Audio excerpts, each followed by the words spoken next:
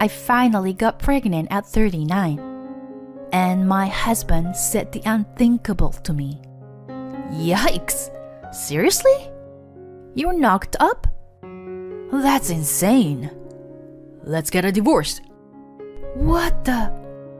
I don't want to deal with a troublesome child, born at an older age. So long. I was in despair. We had been together for 10 years, but there was no marital bond between us. My only hope was the life in my belly. I was going to do whatever it took to make the child happy, even if I was alone. I vowed to raise it with lots of love and care. 20 years has passed. When my child grew to adulthood, I bumped into my ex-husband. There was a woman who was disproportionately young and beautiful by his side.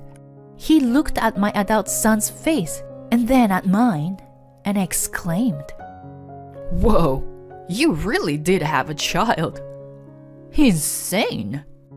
Well, I can see that he's managing well. But is he without any disability? After all, you're still a caregiver, right? How pity." His never-changing abuse remarks came out. My gut boiled. But before I could slap him, I noticed the woman beside him turn pale. "Shut up! Stop talking now!" "What the hell? Don't you know who he is?" "Huh? No." "My name is Emily. I'm a single mother of my son. I had dreamed of one thing before my marriage: have a happy family with a husband and kids. I didn't need to wish for anything grand. A kind husband and a handful but loving children. Maybe two. It had been my dream for many years to fulfill my simple wish. I had no major drama in my life.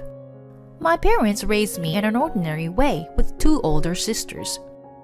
I wasn't craving anything. I just wished to have ordinary happiness as a woman. My husband and I were both 29 when we got married. It was an office romance, which led to his proposal to me. I am more of a square-headed, stubborn person, and he is more carefree. We were seemingly ill-matched. But to me, his spontaneous personality was very appealing at the time. He had something I didn't. I was also a little impatient being about to turn 30. After we were engaged, we spent picture-perfect days from meeting each other's family to the wedding and honeymoon. I had no doubt that my wish would come true, but reality didn't work out that way. "Are you pregnant yet?" Andy asked me in our bedroom a year into our marriage. I felt a sting in my heart. We were open to having children from the beginning of our marriage. Not only was it my dream, but his intention was to have them as soon as possible. The fact that he once mentioned it would influence his career bothered me a bit. But he was positive about it, at least. We never missed an opportunity, even if the pace was a bit overwhelming. Still, there was no sign of conception in my stomach. "Maybe there's some problem with you." "That's something I'll have to look into properly." "If you say that, you've got to help out too. Whether or not we have a baby is both of our responsibility." "Are you saying I got a problem?" "No way. It can't be me." "I'm not saying that." "Isn't it usually an issue on the female side? If you're going to the hospital, make sure you get checked properly. I can't last long if I have to keep shooting like this for nothing." "Don't say it like that." My heart sank at his vulgar remark. We had no idea which one of us had a problem at that point. Yet, he sounded like he'd already decided that it was my fault. He blamed me because I couldn't conceive like average women. I was driving myself crazy and was slightly neurotic. I went to the hospital numerous times, but the doctor couldn't find anything obviously wrong with me. When I told Andy this, he reluctantly went for a checkup as well. But both of us turned out to be fine. Eventually, it was determined that the cause was unexplained infertility, and we subsequently proceeded with combined treatment, including timing therapy. Having to go to the hospital so often to estimate ovulation dates was stressful for me. Also, it was very uncomfortable to act upon it after being urged that those days had a good chance of insemination. I felt like a robot. Andy didn't seem to mind and never showed any care when I was down after our time together. Around that time, he often used his busy work schedule as an excuse and started to be more absent-minded while with me. One day, after 10 years of marriage had passed in this way, "No way! I'm pregnant!" When I was told the result of the test at the hospital, I was too astounded to realize that I finally got my long-cherished wish of over 10 years. And I couldn't think straight at first. It was way overdue. For 10 years, all I could think about day after day was getting pregnant. And I was repeatedly discouraged by the test results. Those days finally paid off, and I was blessed with a long-awaited baby. 12 weeks pregnant. It was an irreplaceable treasure for me. I joyfully called Andy to share the news. "Listen, honey, I'm finally pregnant. We're having a baby." "Hold on. I'm in the middle of dealing with some issues at work. Tell me when I get home."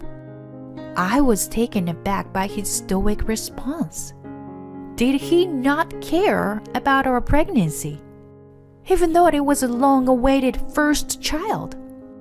I tried to think that he was just too busy with work, as he said. It was my fault for calling him out of the blue. I was sure that he would be as happy as I was when he got home. But when he came home, he puzzled me with an unexpected question. "Are you seriously considering delivering that?" "That? What are you talking about? Are you referring to our baby?" "I mean that, in your stomach. It's gonna cost us to have that." "How dare you? It's a long-awaited baby. Of course I'm going to keep it. It's been my dream." "Think about your age. Do you remember how old you are? You are 39.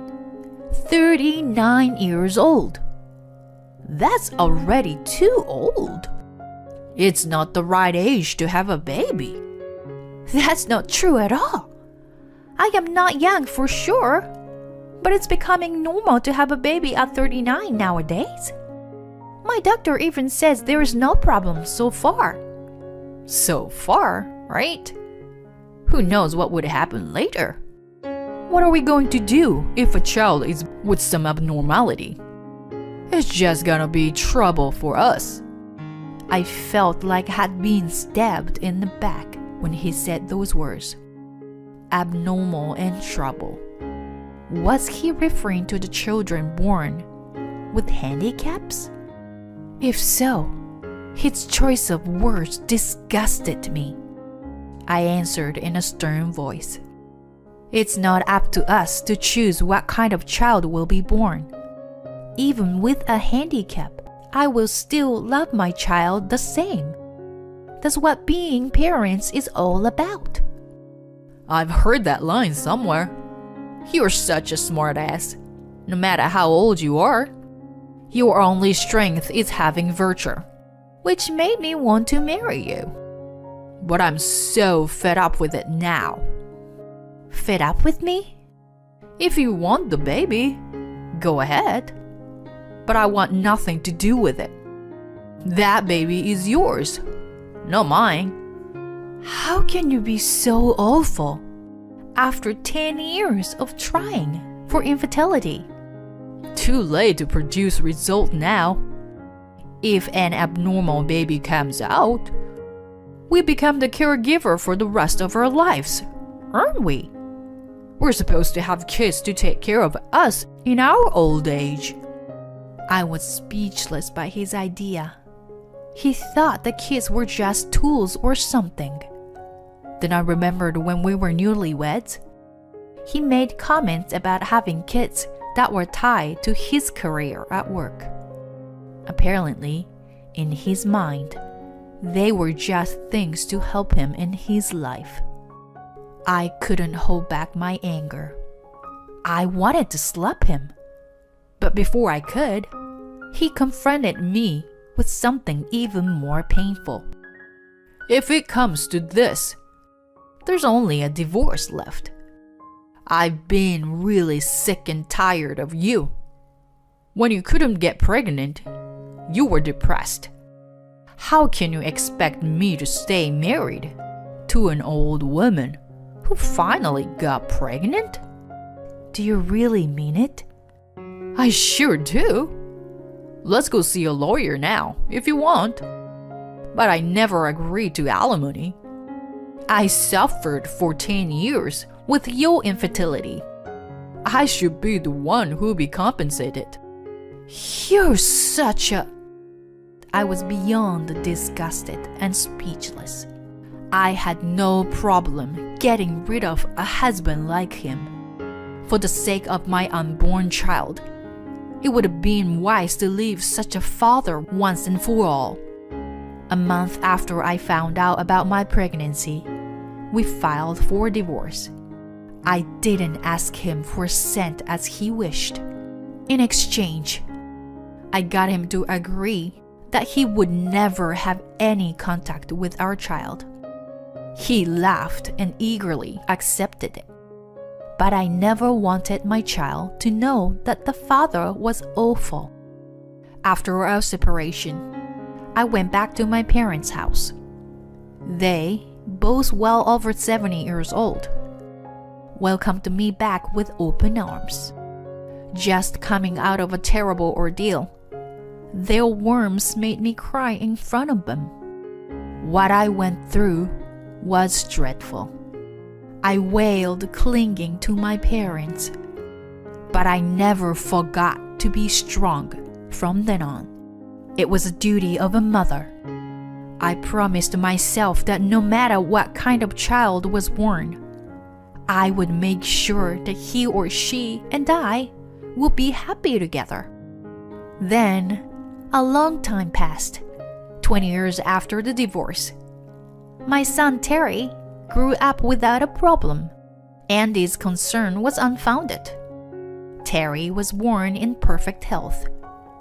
Rather, he was too good to be my son. He had done well academically since he was little. And when it came to athletics, he was as good as anyone in his grade. He was also humble and didn't let those things get to his head. I loved that about him most of all. No matter how capable a person was, it didn't matter if his character was crooked. I was so relieved that he wasn't like his father in that regard.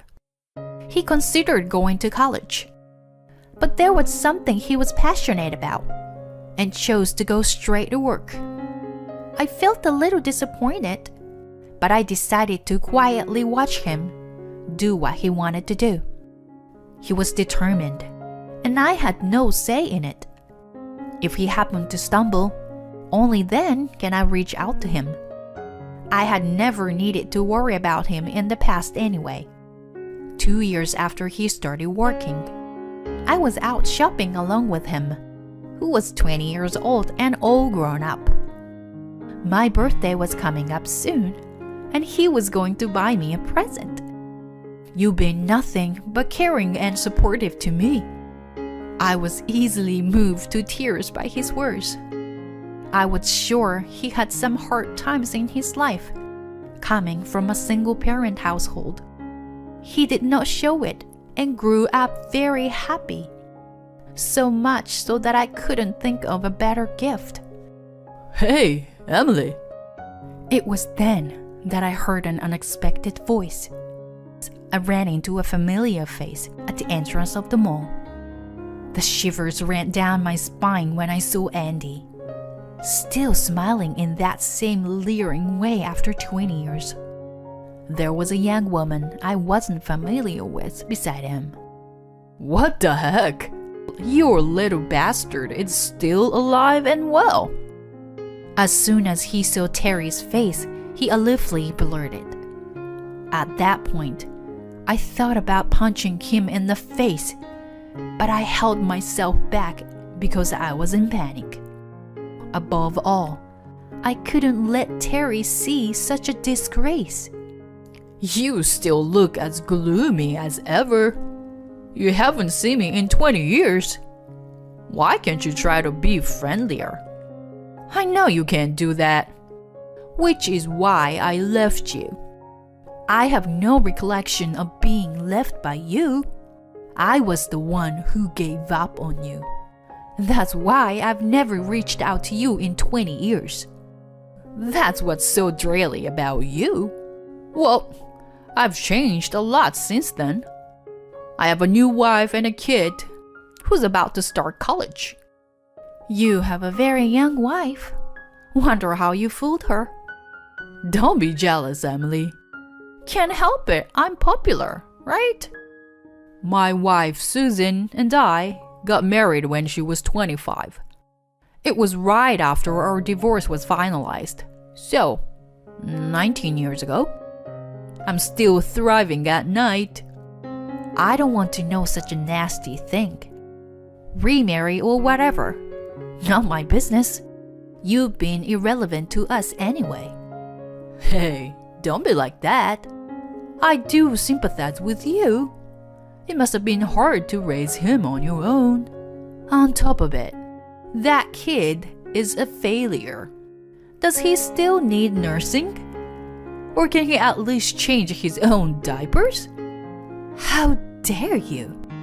I lost my patience and was on the verge of throwing the bag at him. It was Terry who stopped me immediately. Even after hearing his father's harsh words, he remained resolute. Calm down, Mom. Don't take anything this guy says seriously. As you said, we have nothing to do with him. Oh, a failure can speak properly, can't you? Who told you to say things like that? Your doctor? Maybe your nurse? Don't bother us anymore. And don't you dare come close to my mom.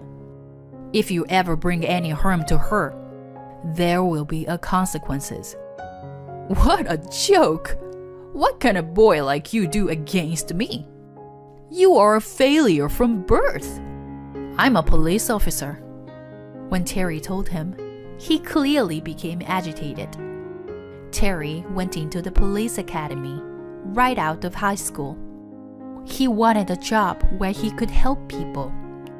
That was the path he chose, instead of going to college. He had graduated from the police academy and was on duty at the local precinct.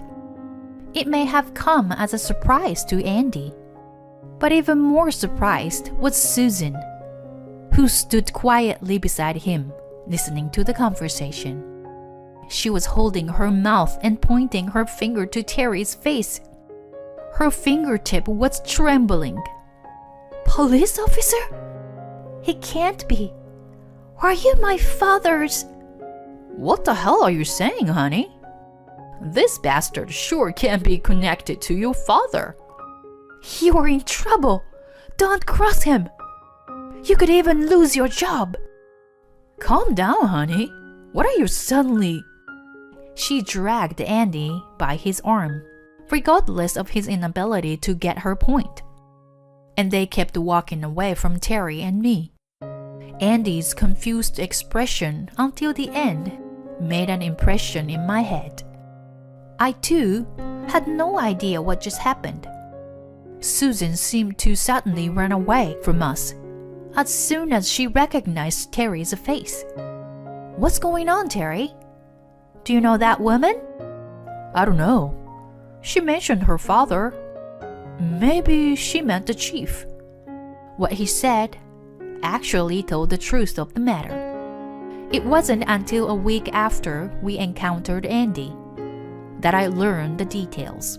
I received a call from Andy for the first time in 20 years. Back then, cell phones were just coming out. And the only thing I hadn't changed since then was my number. Please, Emily, let me speak to my son. What's going on? What do you want from him after all this time? I'm about to lose my job. I had no idea that he was on friendly terms with Susan's father. He sobbed as he continued in the desperate voice.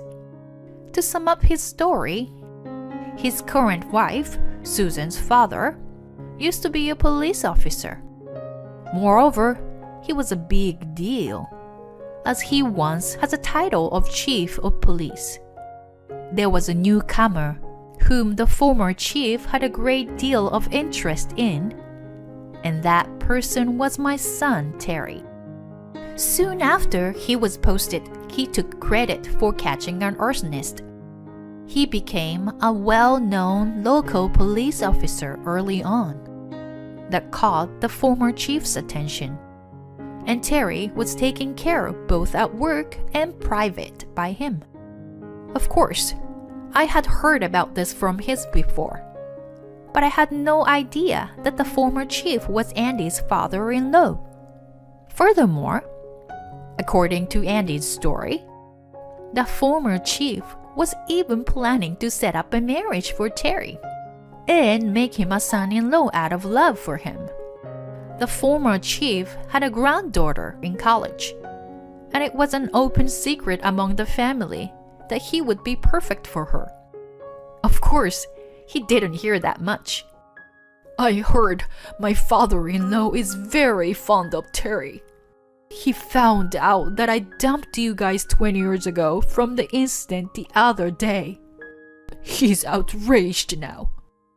The old man is long retired, but he hasn't changed since he was a hardcore police chief.